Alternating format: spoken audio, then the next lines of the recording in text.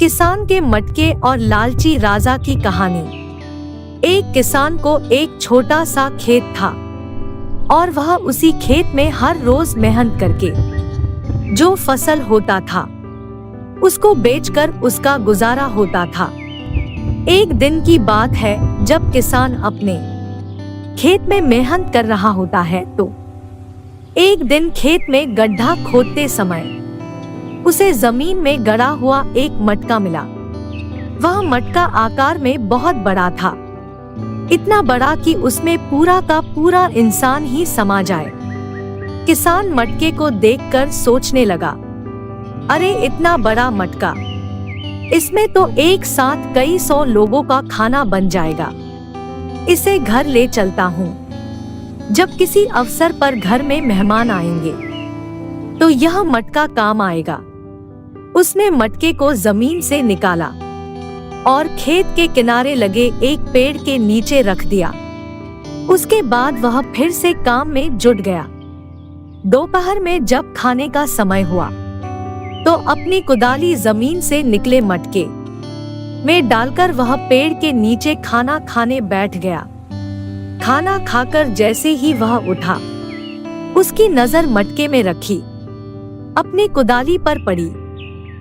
वह यह देखकर चकित रह गया कि मटके में एक नहीं बल्कि 100 कुदालियां रखी हुई थी। किसान ने सारी कुदालियां मटके से बाहर निकाल ली, फिर उसमें एक छोटा पत्थर डाल दिया। देखते ही देखते उस एक पत्थर के 100 पत्थर हो गए।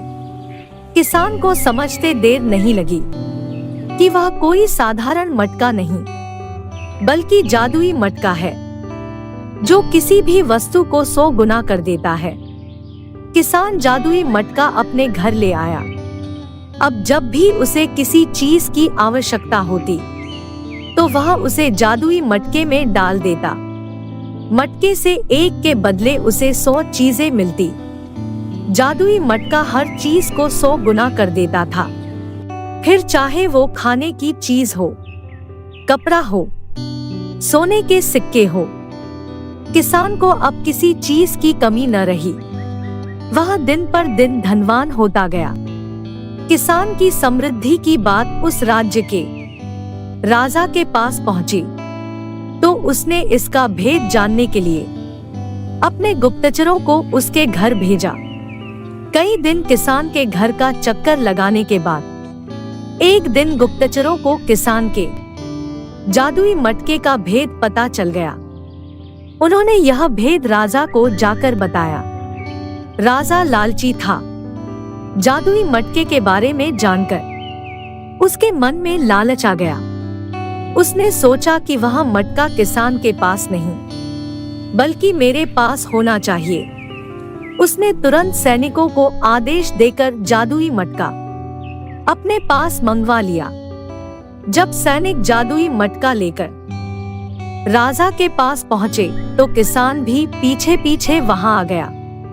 राजा के पूछने पर किसान ने उसे बता दिया कि वह मटका जादुई है और उसे वह मटका अपने खेत में मिला है। राजा बोला, राज्य की भूमि से मिली किसी भी वस्तु पर सर्वप्रथम राजा का अधिकार होता है, इसलिए इस जादुई मटके पर तुम्हारा नहीं बल्कि मेरा अधिकार है। किसान क्या कहता, वह चुपचाप सिर झुकाए खड़ा रहा।